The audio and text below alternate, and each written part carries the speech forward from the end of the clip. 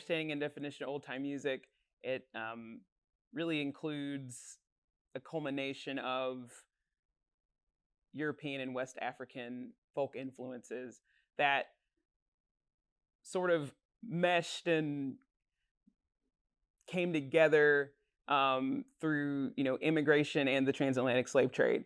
So those two like major events um, created this foundation for really all American musics. And with old time in particular, um, usually it's used to describe North American Southern music, particularly, and what I think of as like Piedmont blues, East Tennessee, Western North Carolina, Southwest Virginia, like Southern Appalachian um, music that usually it could be fiddle banjo music, it could be country blues, gospel.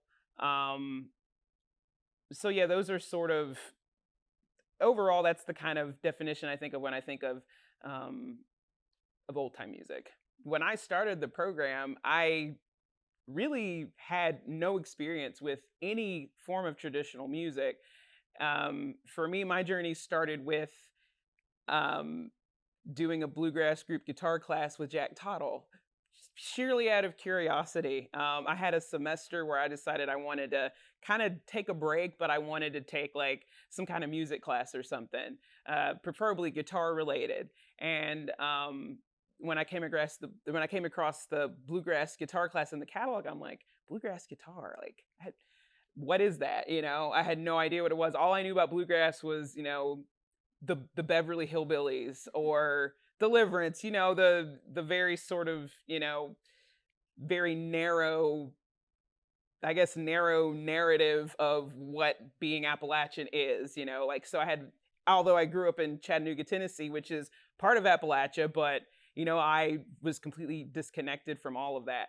But I just wanted to try something different. And I remember calling up Jack Tottle and asking, am I gonna have to like am I gonna have to read sheet music and sight read? Because I had recently decided I wasn't gonna do classical guitar because I had been learning how to play by ear for several years, and I just felt like my 19-year-old brain felt like and it was like a hindrance to me progressing. So when Jack told me that no, this is an oral tradition, all you need to do is we use recordings, we listen, we use guitar tablature, like you'll be fine if you know how to do all that stuff. And so that was sort of the gateway into finding out about old time music that led to me taking Dr. Ted Olson's course on American folk music. So we covered a lot of different kinds of American folk music. And so for me, I end up in a lot of instances, I end up using the term American roots music simply to kind of open it up to other things that influence me, like Delta blues, North Mississippi hill country music, which I would kind of consider to be old time music too, because it involves fiddle and banjo and all that and that kind of thing. But yeah, so yeah, my introduction into it was an academic setting, which I know is um, unusual. Well, it was unusual at that time. I think now, I would say maybe more and more now, maybe academia is how some other people find out about it now. But it was interesting because I was around a lot of people that did grow up playing the music, but then I also met people, and the people that I really kind of I think related to the most were people were that were here from other states like Colorado, and there was like some exchange students from Wisconsin and Sweden and Japan, and so there was people that weren't from the area and didn't necessarily grow up with it. And I felt a sense of camaraderie with some of those people, because it's like, okay, like, yes, we didn't grow up with it, but we can still appreciate it and love it. And so when I think about American roots music, old time music, however you want to look at it, I look at it as music that we all can have access to, And if it's through family, that's great. I think those are some amazing, wonderful stories.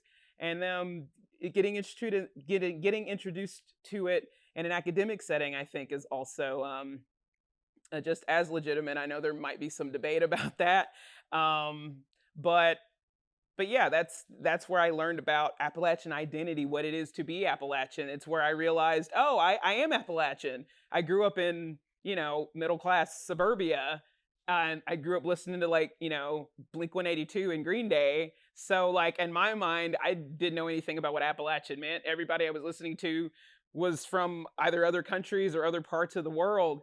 So it really, for me, the academic setting, which has always been a space for me, especially during that time in my life, where I that was the that was the structure that I needed in my life in order to kind of figure out, my sense of purpose. And, you know, being in that program really helped give me a sense of purpose and fulfillment in that, I have this gift that I can share with other people, and this is the environment that I can kind of reel it in and hone it, and you know take, like, I guess, a raw diamond, if you will, and kind of whatever, scrub away at it, however you do diamonds, and and kind of create just a meaningful life around performing and sharing music. So yeah.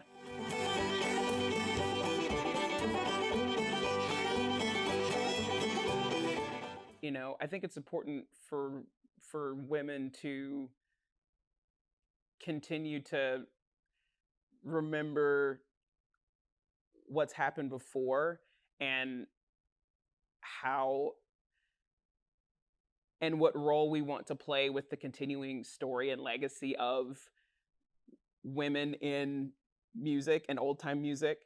Um, I know it's I know there tends to be at times debate as to whether or not we should be talking about this, or if we or we've have we achieved equality, and should we just move on and continue on and not talk about this anymore. And I think that would be a mistake, because um the whole one of the big things about being human is the ability to tell stories and pass stories down to your descendants, so you can see your place in the big picture. And I think, and with the lives of women in particular, there was this sort of role set for performing in the private sphere. So you have women that essentially are kind of told, well, your role is to be at home with the kids, to create a sanctuary for your family, which that is a very important job, to create a sanctuary for your family, for your children, to help shape them into good people, is a very important job. But it wasn't in the public sphere. It wasn't celebrated in the way that men's achievements were celebrated. And on top of that, women that, depending on their socioeconomic situation, not only did they have to do that, but they also had to go to work. I remember my father telling me about my grandparents. My father was born in 1947, and my grandparents, my grandmother, she worked as a domestic all day, and then had to come home and cook and do the laundry and do all of the things. So she had two jobs that she had to do. And so that can leave little room for pursuing things like performing and, like, being creative. I mean, there was creativity within whatever she was doing, like with cooking, or with whatever with whatever job or thing that had to be done. There was some creativity there, but there wasn't this necessarily a support system for pursuing playing music, or performing or traveling. And so the fact that there were women that had the gall to go outside of those restrictions and face adversity to be able to more or less pave a way for, women like me to be able to have the option to pursue a life of music if we so choose. And again, I think at the end of the day, it's really about women being able to choose what they want to do and to hopefully have other people in their life that will be supportive of that. And so I think there's just a lot to be grateful for, the shoulders that we're all standing on to be able to have these options to do the things that we want to do. And I think celebrating the women before us that maybe had even less options, but still found a way to let that creative music identity come through. I think to celebrate that and to remember that, to remember those stories for us to carry on to pass to the next generation, keep the cycle going. I think that's super important.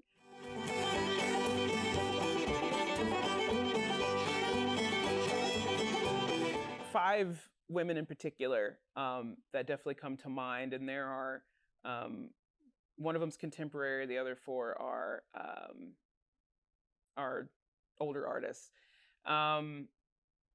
So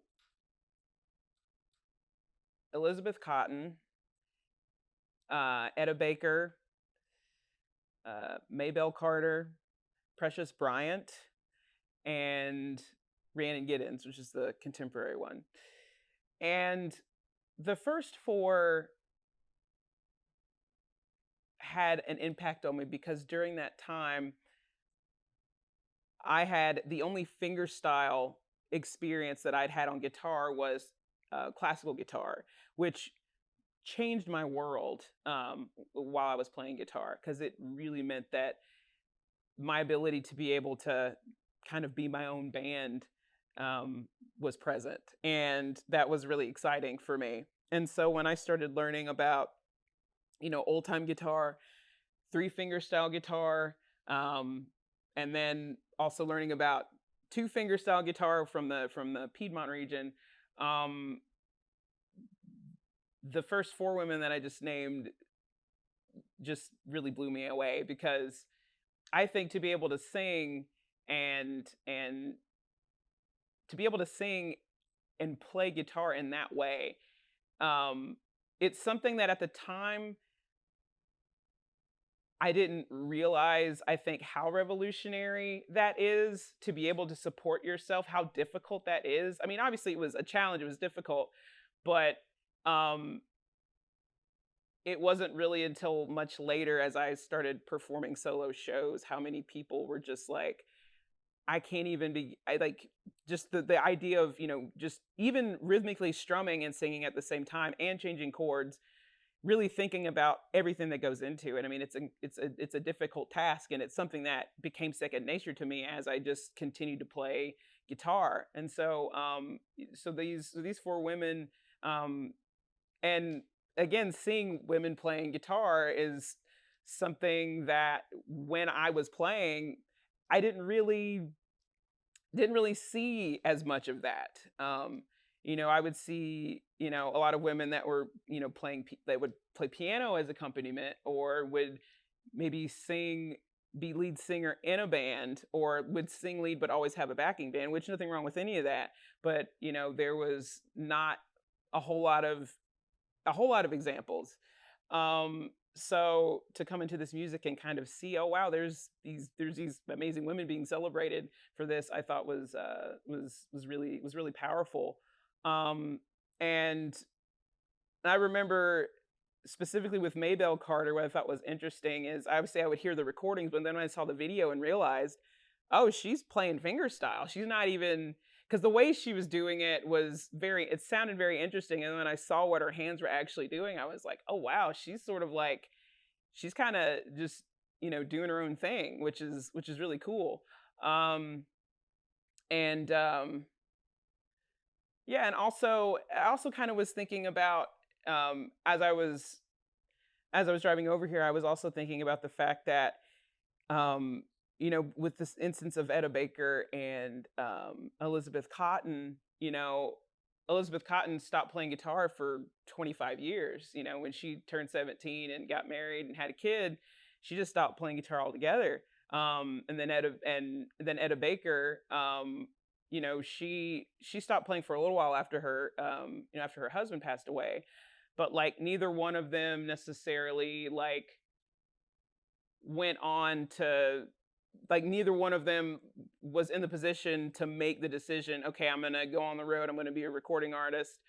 And with Maybelle, which they were all born sort of around the same, like maybe 10 or 15 year time frame, um, she actually able to go on the road and be able to perform and be part of, the first country music family, finally be part of a, be able to have that opportunity to get on the road. So I don't know. I don't really, I guess, like, just from a chronological perspective, based on when everybody was born and just kind of seeing how in different ways, just all three of them had had this very, like, they all had this very different way that their life took playing guitar. But what I think was really cool was that at the end of it, they all essentially, either stuck with it or came back to it, and that they eventually did seek that support as time went on. You can kind of see, within their lives how the environment around them changed to where they were able to get the support that they needed to play and perform. And there's another guitarist named Precious Bryant, and she was born later than everybody I just named, and she went on to, like, she did perform and record, as a career. So I guess just looking at that chronology of all four of those women, you can see, like, how things were slowly starting to change as far as having that opportunity to perform.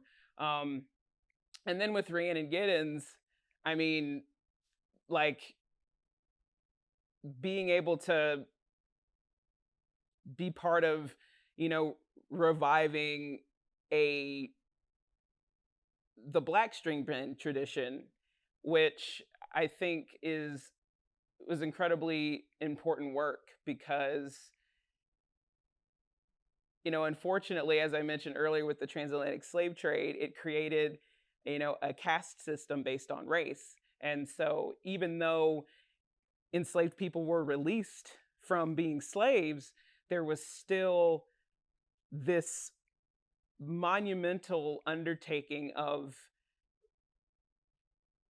trying to live a life, even though you had a society that essentially deemed you as, like, this cursed disease that needed to be avoided. And so that same idea of separating the races, unfortunately, happened during the beginning of the commercial music industry, and that has affected the music industry all these years later.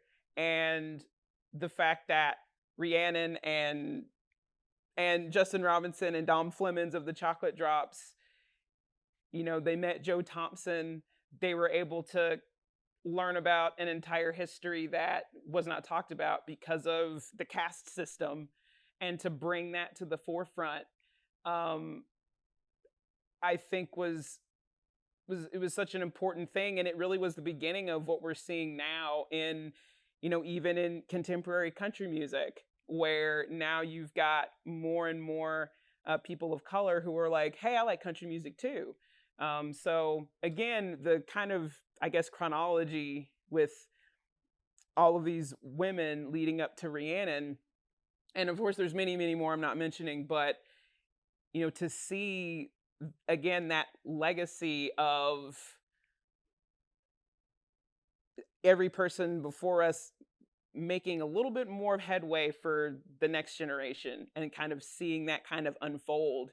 And then I guess where I, obviously I'm also part of that unfolding. How much longer do we have to go? Or how far have we gotten? All of those things. I think that with the advent of the internet and social media, which that in and of itself is its own conversation because there's kind of a bit of a double-edged sword when it comes to using social media and being online and all of those things. But um I feel like it almost feels as if some things have been accelerated a bit because more people now have access to each other to communicate with one another, to find other people that are sharing um, similar struggles. So I think before that, it was much harder to get access to information. You really had to really, really, really go out of your way to sometimes find things, whether it be if you had access to go to the library, to go to an archive, to have access to go talk to a person. I mean, it was, really the people that were able to travel to these different places to record and write stuff down. I mean, they really had a lot of control over the information that got out, you know? And so now I don't want to call it a free for all, but now it's like there's so many voices and so many ideas and so many things going on that it can be a little hard to sift through. And then we also run the risk of like putting ourselves in echo chambers and actually digging our heels in about our ideas and thoughts and not even going outside of it. So I think if we continue to use social media as like communication and understanding, and also bringing forth ideas and thoughts from multiple sources as opposed to relying on a few people to get all the information that we need, um, I think that things could probably pick up, but it really just depends on if we can get past these sort of echo chambers that kind of keep us locked in. I think that's the biggest obstacle now is like having almost too much information and too much going on. Um, so I think, but I do think things are going to continue to move forward. Um, how fast or how slow it's for at least from my perspective, it's a little too hard to say. Hope maybe somebody else has, maybe somebody else you talk to will have a a different or more definitive idea. But yeah, it's hard to say. There definitely is still more that needs to be done, obviously, and whatever we can't seem to find, at the very least, we've started doing it, and from here forward, just continue to be diligent about maintaining and keeping whatever information we get now, and then continue to build on that, even if we do have little to go on from before. So, well, yeah. So I did, and still do have the opportunity to work with Rhiannon Giddens. I worked with her on a project that she conceived called "Songs of Our Native Daughters." It was a concept album that was released under the African American Legacy series through Smithsonian Folkways, and really it covered the concepts of or the themes that were covered within the project were that of the transatlantic slave trade and the repercussions of that um, after the transatlantic slave trade. So examining, the caste system of Jim Crow. Um, Also, it was a project that also explored overcoming the adversity that all of that these two things um, created for Black people, and um, it also was about kind of redefining the concept of Blackness or what it means to be Black, because obviously we're playing for predominantly white audiences. Folk music, Americana, old time, these aren't things that are necessarily listened to by a lot of people, in the Black population. So really this project was about and also it was about reclaiming the West African derived banjo, and really kind of, reclaiming that history as well. Not to reclaim it as in like, we're taking it back. It's about, this is part of that. This is part of Black history, and and all of this, of course, is to be shared with everyone. It's a At the end of the day, yes, it's about the different aspects of the Black experience, but it's really, really, really more about, beyond just that. It's also about, we're human beings that had that faced adversity, and were able to, we were able to get to this point where we're even able to make this record because of the people before us. So it's about, it's about a human experience. I kind of got off track because we're talking about Rhiannon. I mean, this is part of it, um, but so I worked on that with her, and we did a run of shows that ended in Newport Folk Festival. It ended, and at the very end of that, first of all, there was so many standing ovations during our performance. It was insane. So many people crying. Like, it was just just a crazy, like, just a spiritual experience. And we ended our time there with singing Eyes on the Prize with Mavis Staples, which is insane. And also Hosier, who I mentioned him because he's one of my favorite songwriters. So I was like, oh my God. But but anyway, so we did that. We were supposed to have more shows, but COVID happened. So we're kind of in the process of figuring out, okay, when are we going to get together again? But and also prior to that, the way that she was introduced to me was actually through a video of me performing at Cambridge Folk Festival back in 2016, and she needed someone to open for her Freedom Highway tour, and she was looking for artists of color to do that. And so I did I did like 2 runs with her, then did Songs for Native Daughters. And I think the big thing that I learned, from that experience working with her is that, like, the depth and passion that she has for performing, for music, for, all things surrounding, social justice, and really trying to play a role in reshaping how we think of music, and essentially, spreading the gospel of, why continuing to segregate music along racial lines, which people kind of just inadvertently do now because it, started out that way, and really wanting to, like,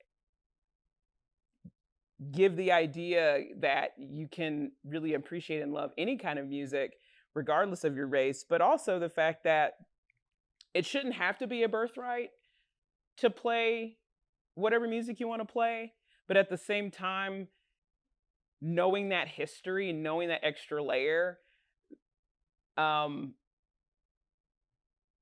it's kind of unfortunate that has to be there in order for some people to even justify what they like, but at the same time, it's another layer of, like, oh, well, here's another layer of where racism even affected the way we listen to music, and so I just think the work that she's doing, and what I've been so fortunate to be part of, is really about showing that there's more than one way as a Black person to be able to express yourself. And that at the end of the day, it's again about, human beings sharing the experience of music together, and to sort of continue to break down those racial lines that have been created, and yeah, I think she's played a huge role in that and inspired a lot of people like myself and Allison and Layla and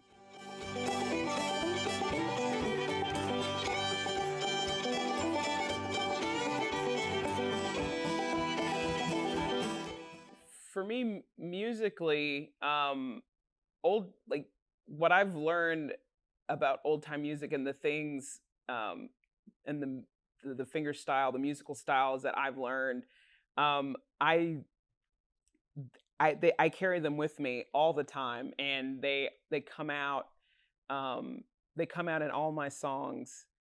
Um, the finger style way that I play is like always going to be a big part of my songwriting. Um, and I think spending so many years focusing on old time music, on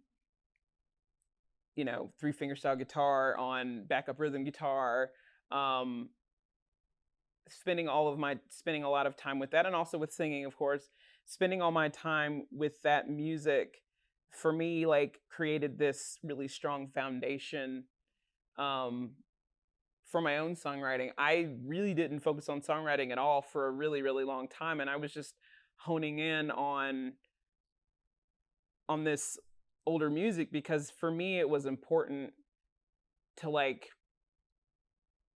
play this music and understand the history of it, because for me the best way for me to truly like understand something is to dig as deep as I possibly can. um and that's kind of how I've always been with anything that I end up doing. And even within those moments, anytime I would interpret a and it was kind of it could be a bit of a challenge because when I would interpret old time songs on my own, I would kind of allow the other musical influences that have been in my life, like, alternative music, pop music, R&B, Celtic, world beat, all that stuff. I would kind of just allow that in without I would just kind of let that become part of the song. And then, but then when I was playing with old time string band, I had to learn how to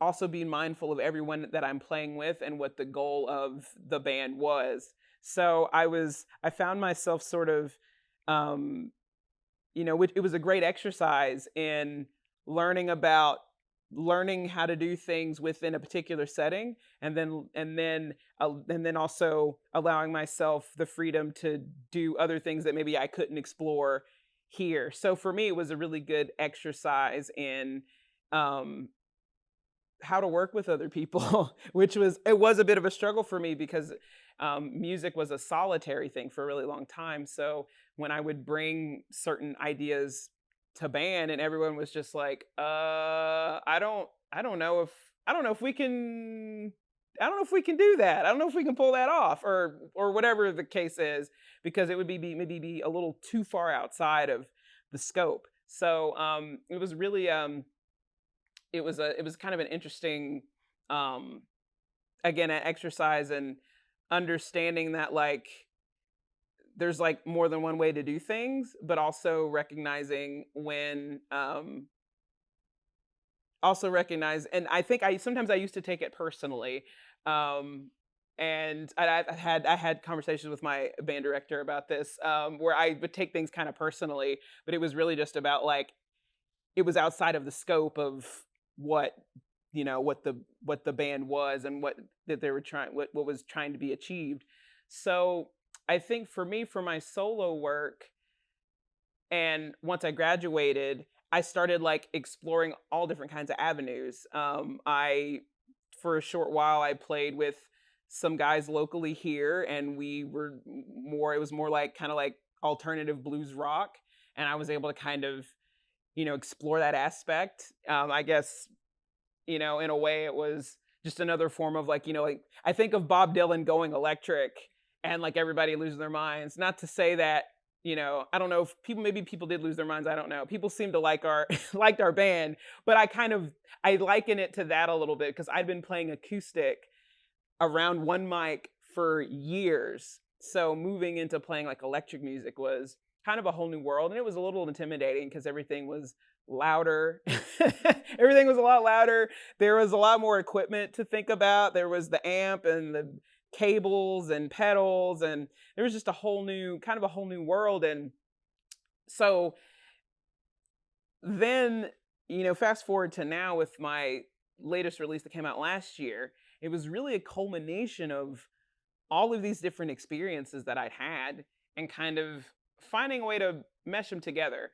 I've went in the studio 3 different times, and the first time it was more of acoustic, kind of folk oriented. The second time it was my rock songs that I'd written, so I got back in the studio with my other band and recorded those.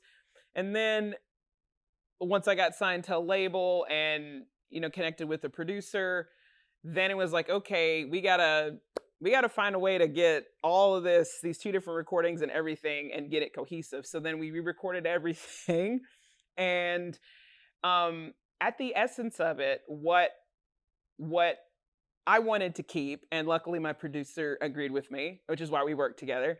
We wanted to keep the essence of what the song was and what my abilities are. And so when you listen to my record, it explores from a sonic perspective. It explores a lot of different interesting kind of sonic sounds and samples, and really feels like a record that it feels like the kind of thing that I definitely would have listened to in high school. And so it kind of evokes, this sort of almost like really in the true sense of the word, like a Southern Gothic novel in a way, because you had all these sort of like esoteric, weird kind of sounds, and then me playing what essentially is, fingerstyle, country blues derived guitar. And the ability to be able to make all of that come together and still kind of, keep that essence of what my songs were and my inspirations was such an incredible eye-opening experience. It meant, okay, so I can, still pay homage to the music that I spent all these years studying, but then I can also allow these other things to come into my life. I mean, I think I'd be doing myself a disservice if I didn't allow the other influences in my life to be part of the music, because, I didn't grow up listening to my grandparents playing the banjo on the front porch. That's not my experience, and so and it's not a lot of people's experiences. A lot of other contemporary players, I mean, we all come from, a particular era where you've got MTV and shopping malls and, just all kinds of other things happening. And so I think it's only natural for for me or anyone to want to kind of add in other influences and other things. And what I kind of hope, at least from, I guess, as far as like people, what I want people to take away from my music is really to just like allow your imagination to kind of take you where it wants to go. I hope that, people listen to the record that, I don't expect, of course, I don't expect everyone to like it or everyone to, I know it's very different from the music that I used to make.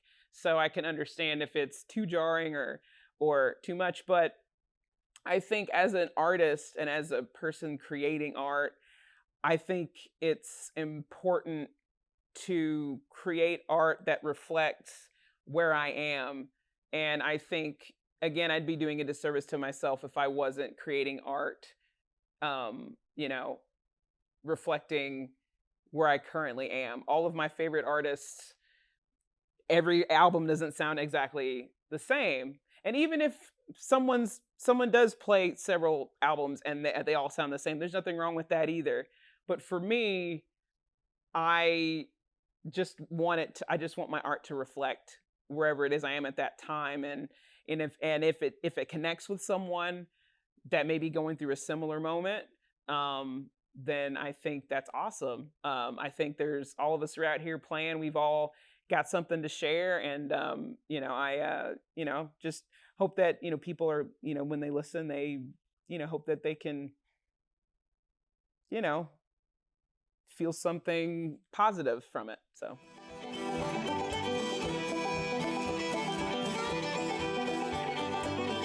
Well, I think a big challenge for me was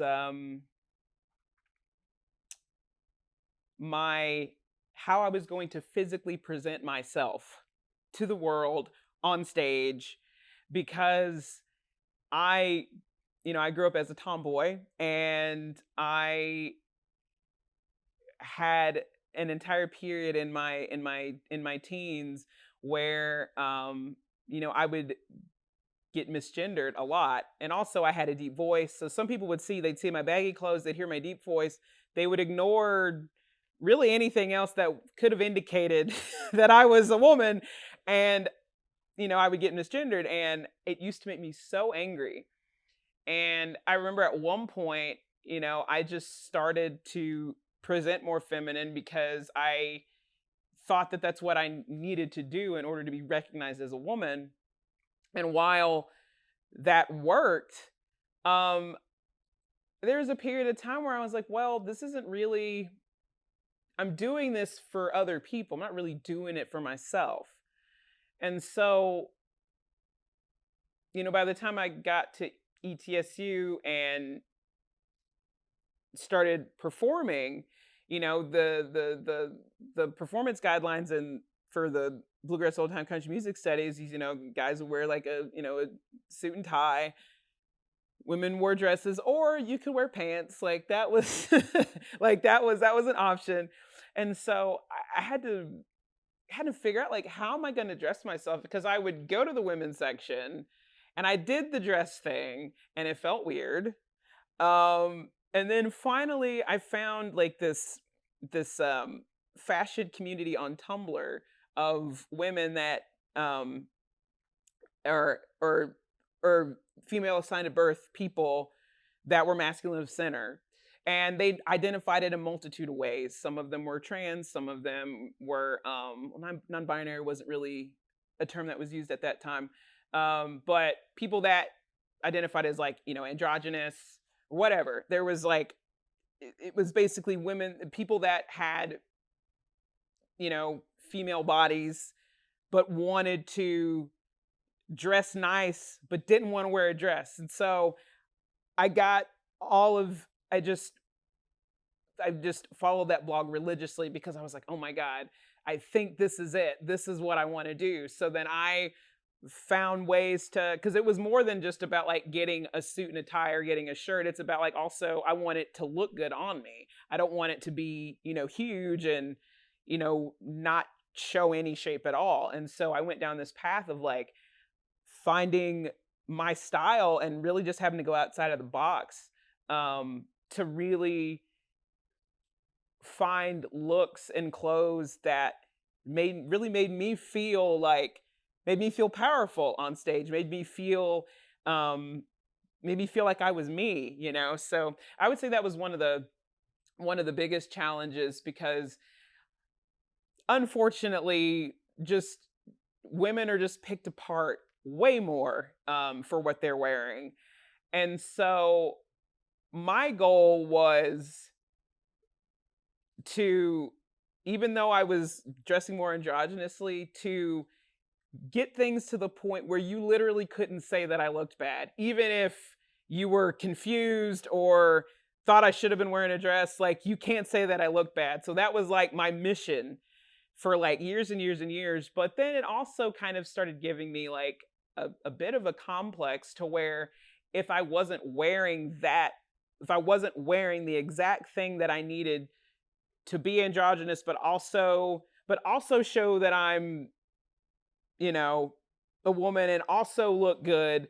If I didn't have that exact thing, then like I could, I would have like anxiety attack or I would just not feel comfortable. And so, and I think that's a challenge. I think that, now as I've gotten older, I still deal with it occasionally. Um, but, um, but yeah, it was just, this need to like be the sharpest, most put together person at all times, so no one could ever say anything. And I kind of get some of that from my dad. Actually, he's actually he's a style inspiration for me, um, as well as many other people. But he was definitely the first one to kind of instill that because he kind of had he had that mentality of his own where it was like, again coming through Jim Crow, it's like no matter what anybody says about me, you know, they can't say that I look bad, so you at least have that going.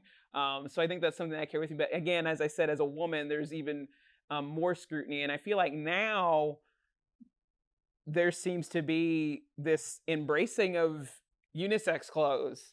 And now I see people like in their teens or 20s, like girls, wearing the clothes that I was wearing in high school. And I'm like, finally, like this is like how it should be. You should be able to wear what you want without having to prove that you're a woman or whatever, um so yeah. And then I think as far as outside of that, I would say, when it comes to things like actually dealing with outright discrimination or being denied gigs or anything like that as far as working with other people, um, which I know is something that I've spoken with other women about, and they absolutely have dealt with situations where, you know, being a woman was a problem, or, oh, we have enough women on the bill on this festival or something like that. Like I've definitely heard those stories. And there's really only one time that I know of where I knowingly was turned down um because they wanted a male. That happened one time. Um I don't want to say who it is because I'm not trying to drag anybody. The artist, I don't even know if the artist even knows. It was management, so I don't want to put any of that out there. But I think what kind of saved me from grief on that front is the fact that I was so well, for once I was really, really shy for a while. So I already would kind of inadvertently put a distance between people anyway. But also, my father I was fortunate enough to have, you know, a father in my life to encourage me no matter what. Like through all of these changes that I was going through in my life, like he loved me unconditionally and he supported anything that I wanted to do. And, he also, because of his own experience being like in his career being one of the few, if not only, black managers coming up in the 60s, 70s, and 80s into the 90s and all of that. He taught me from his own experiences of dealing with people that maybe don't think you deserve to be there.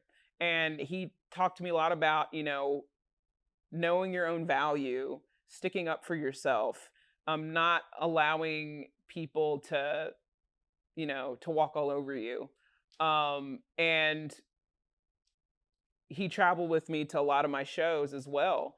He was on the road traveling with me for years, driving, doing merch, helping me load stuff in and out, just whatever I needed. He also was a performer for a short period of time where he sang. So he has a great ear for music. He loves collecting music, and he was just so awesome and encouraging. And he also is a pretty good judge of people, and so he would really like give me a heads up on somebody so that way we wouldn't even go down that road. So I was very fortunate in that I had someone in my corner that was really good at reading people and could help guide me to, hey, this person actually means well, and these are the red flags that you look out for when if somebody's being sketchy, like here are the red flags to look out for. And that really helped me, and that helped me build an incredible team of people that I work with right now: my management, my agent, my A&R guy from the label that I'm with now. That foundational work of learning about how to pick people that believe in what you're doing and aren't trying to change you into something else, but they love what you're doing and only want to help you grow and cultivate. Like, I was, again, very fortunate that I, was able to get a lot of heads up with my dad by my side all that time. And then now I'm working with people that I trust and I know are looking out for me. So, and I think so with anything, I think the big takeaway with that is that if you're gonna be doing music, and if you're a woman wanting to get into music, and I think now there's a lot more resources now than there was when I was doing it, but you got to find people that believe in you unconditionally and support you and can help you navigate, because that makes a huge difference. And I think there's a lot more of that now. I mean, there's like girls rock camps. There's like kind of all these different music camps for girls and communities where to get together and play music and give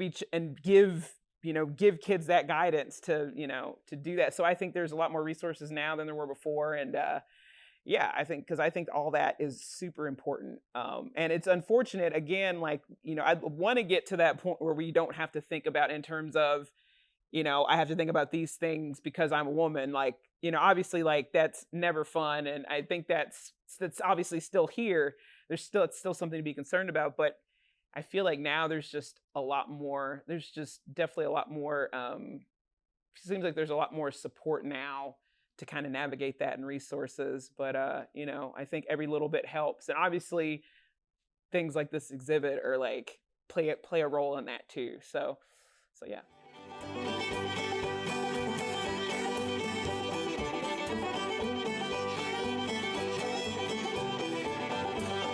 I guess really the only other thing would be just kind of like, there's always been this space for men to be out and about and engaging in the public sphere.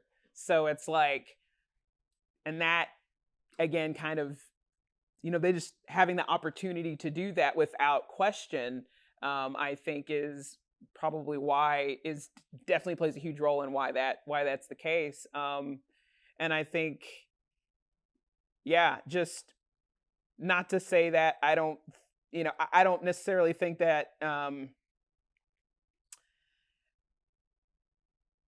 it's not something that I want to, necessarily condemn anyone for, because, if someone is able to have a career playing music, I don't necessarily want to condemn them. Well, it's like, that man got to do it because he was a man. Like, I don't want to like condemn anybody for being able to have the opportunity to follow their dreams, because I'm always going to support that and continue to support that. I think with women, there's other things, obviously, again, other things that we have to consider. We have to decide, do we want to have kids? Do we, like, there's a lot, there's like, not just, obviously men had kids, but they were able to go out and do the things that they, go out and be in the public sphere.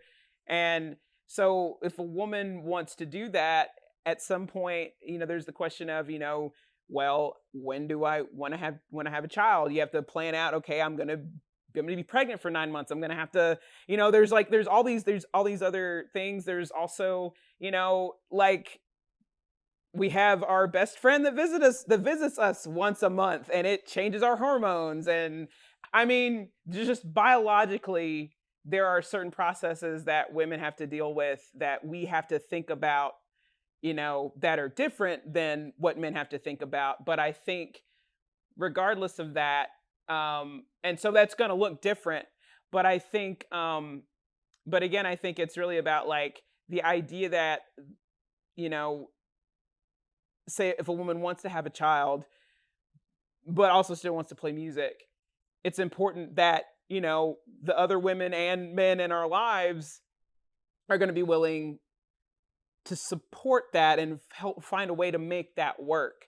It's going to be different. It's going to look different than it will for men, obviously, but it's still something that I think, I don't think, you know, I think sometimes, with women, our motivations and ideas for doing things are maybe a little bit different depending on, again, what you want in your life. If you want to have a family, or if whatever you might decide you want to do. But I think, so everything and all of these things are going to look different, for different, obviously for different people. But we're presented with a certain set of, challenges that we have to, navigate. But I think, again, it's really about not condemning, not necessarily condemning men for being able to go in the public sphere without having to think about all this stuff. But it's about making sure that, like, women get the support that they need in order to still do the things that they want to do, but not get that boxed in feeling, I guess. So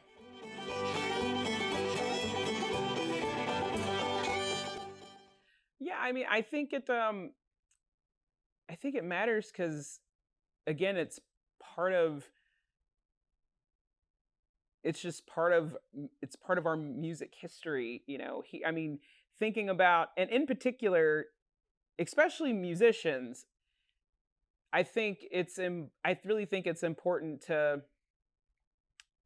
at least understand why all of this exists in the first place. Why we have, R&B, why we have punk, why we have metal, why we have, pop country, why we have alternative rock, why we have jazz. All of these things didn't just appear, in North America out of a vacuum. There's an entire backstory to all of this, and it's very vast. But in regards to old time music, I think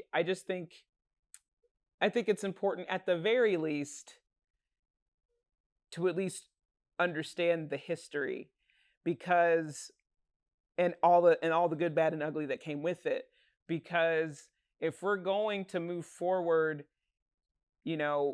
not only with playing music with each other socially, but also in the music industry, which is a whole different game that I'm learning. I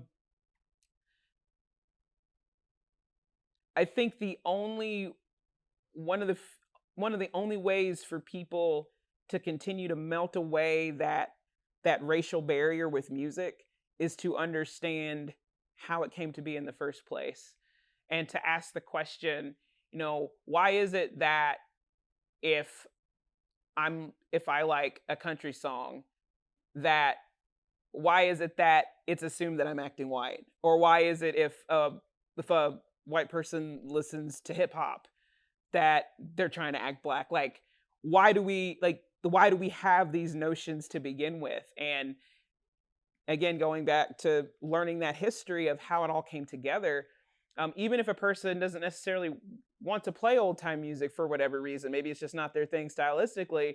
I think again, especially for artists, for musicians, I think it can add another layer of depth to having that knowledge, because as you're moving forward, you are able to enjoy music for the sake of music, and not having to decide, well, my friends or my white friends listen to this, or so-and-so listens to that, so I probably shouldn't listen to this thing because I'll get made fun of, or I won't be accepted, or whatever. Because every single person that I've ever met, black or white, that just loves music and listens to everything, I usually have the most interesting conversations and have like the biggest connections with those people, because it's like they've broken out of that system of just of, I guess, racialization, I don't know. Maybe is the best way to describe that. But I just think you have a more, obviously this is my opinion, but I feel like you just have a more fulfilling, satisfying experience with music listening and playing music when you don't have, um, when you don't allow that racial binary to rule what you do, and you can make your own decisions for yourself about what you want. And so I think for me, listening to old time music, playing old time music, being inspired by old time music, um, I think obviously that's a, again, that's a personal preference, and something again that I'm always going to incorporate in some way in my music. But I think just generally speaking, I just think having that ability of having that knowledge to be free in what you want to listen to and play, I think is just super important, and learning that history helps facilitate that.